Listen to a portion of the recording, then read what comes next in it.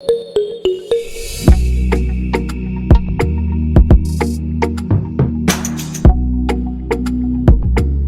is the remainder when 13 to the power 83 is divided by 11? देखो अगर इसको solve करना है तो ये तो 10 सेकेंड्स में सॉल्व हो जाएगा। 13 to the power 83 divided by 11 है। 11 का यूनिट नंबर क्या होता है 10। तो 10 से आप इस पावर को डिवाइड कर दो 83 को, तो 83 को 10 से डिवाइड करोगे तो रिमाइंडर कितना आएगा 3।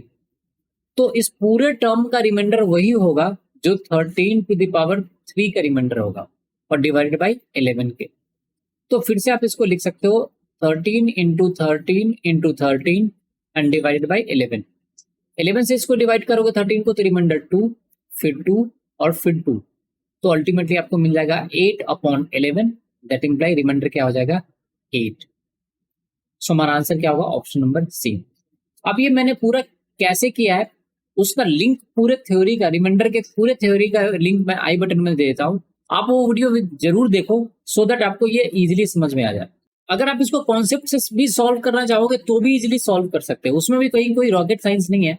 जैसे यहाँ पे था 13 टू द पावर 83 और डिवाइडेड बाय 11 है, वो थोड़ा सा लंबा होगा। हमारा प्राइम मोटो क्या होता है कि जैसे इस फॉर्मेट में चेंज करना a plus B to the power n divided by a, so that इसका रिमाइंडर हमेशा b to the power n पे डिपेंड करता है। तो यहाँ पे 11 टू द पावर 83 है, तो इसको आप लिख सकते हो 11 plus 2 and to the power 83 और डिवाइडेड बाय क्या होगा बच्चों 11। तो इस पूरे टर्म का रिमाइंडर क्या होगा 2 to the power 83 divided by 11। Correct है।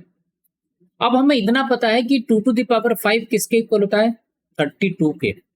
तो यही हमारा क्लू है। हम इसको फर्दर लिख सकते हैं 2 to the power 5 to the power 16 और into 2 to the power 3 divided by 11।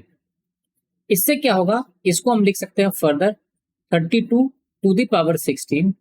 देखो 5 और 16 को मल्टीप्लाई करोगे तो अल्टीमेटली आएगा 2 टू द पावर 80 और उसमें 2 टू द पावर 3 से मल्टीप्लाई कर दोगे तो अभी भी ये 2 टू द पावर 83 के ही इक्वल है। तो इस टर्म में कहीं कोई प्रॉब्लम नहीं है। और डिवाइडेड बाय क्या है बच्चों अभी भी 11। अब इसके बाद तो सिंपल मैनिपुलेशन है। 32 को क्या लिख सकते हो 33 minus 1 and to the power 16 into ये क्या हो जाएगा 8 एज इट इज रहने दो और डिवाइडेड बाय क्या है 11। अब इस नंबर का रिमाइंडर क्या होगा बच्चों, वो होगा सिंपली किस पे डिपेंड करेगा -1 टू द पावर 16 पे। तो ये हो जाएगा -1 to the power 16 into 8 divided by क्या है 11। तो ये हो जाएगा 1 into 8 divided by 11। Ultimately remainder कितना आएगा 8। तो थ्योरेटिकल वे से आप ऐसे सॉल्व कर सकते हो। शॉर्टकट जो यूलर्स मेथड है उससे आप ऐसे सॉल्व कर सकते हो। सिर्फ टाइमिंग का डिफरेंस होगा। ये क्लियर है।